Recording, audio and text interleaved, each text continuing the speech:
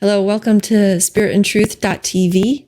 If you want to see any more or hear any of our podcasts, just go ahead and log onto the website.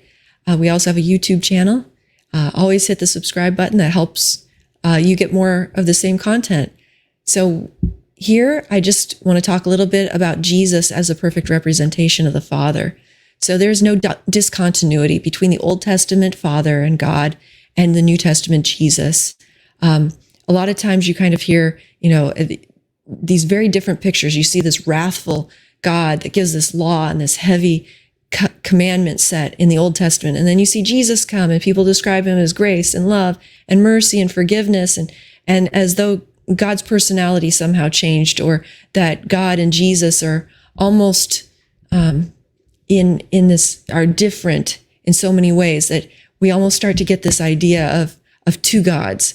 And we don't see that this is one cohesive picture and one cohesive background of God all the time as we're reading through the different covenants. And so we have the old covenant, which was given in the law, and then we have the new covenant, which was given through Jesus's blood and grace. And so there are these two sides, but both of those covenants were meant to be acted and fulfilled through faith.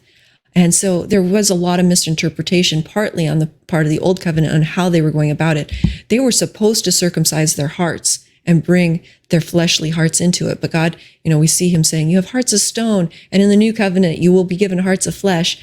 But they were being given, obviously, if they were being told they had a way of approaching God in the Old Testament that was a little different than what they were probably doing. So let's just talk a little bit more about Jesus and God and how they are perceived, and then how, they're the same. And so we did have this, Jesus and the Father are one. And Jesus explicitly says this. He says, I and the Father are one. If you've seen me, you've seen the Father. And that's out of the book of John. So those are really important points, that Jesus is the expression of the Father. He's fully expressing him. And so let's read a couple more verses that kind of bring out this point a little bit more. So in John 5:19, Jesus said to them, truly, truly, I say to you, the Son can do nothing of his own accord, but only what he sees the Father doing. For whatever the Father does, that the Son does likewise. So let's just take a moment to think about that. Whatever Jesus saw the Father doing. So the Father, is in heaven. Jesus is on earth. And so Jesus is going around teaching, preaching, forgiving sins, healing people, doing some very, what we would consider Jesus-like, loving, gracious acts.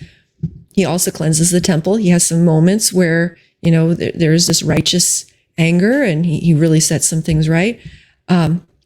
So the Father obviously was also instructing that. What we don't see him doing, he's not smiting people with sickness. He's not doing some of these wrathful judgment things that maybe we have this idea of God in our head. And so how we perceive God and the Father is really, we should be perceiving him through who Jesus was.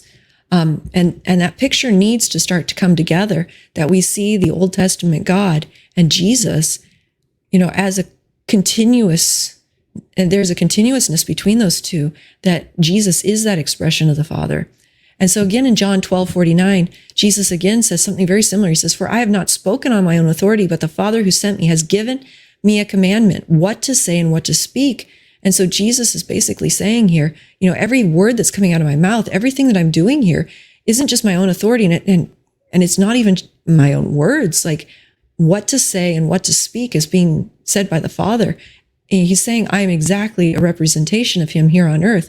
And so really what Jesus said to people on earth and how he was bringing healing was coming directly from the heart of the Father, the heart of love. And so again, John 8:38, he says, I speak of what I have seen with my Father, and you do what you have heard from your Father. And so he's just saying, look, I have a Father, and I'm representing him, and Jesus represented him perfectly. So for me, this takes us back a little bit to reflect on how are we seeing God of the Old Testament? Do we maybe have some perceptions that aren't lining up between Jesus in the New Testament and God of the Old Testament? And where do we need to start bringing those two pictures together into one representation of God? The actions and things in the Bible we need to start to understand come from one consistent God. We can't just segment God into who he was and then who he became, or those kinds of things. It doesn't work that way. And so let's just make sure as we read the entire canon of Scripture, we have a very consistent picture of who God is.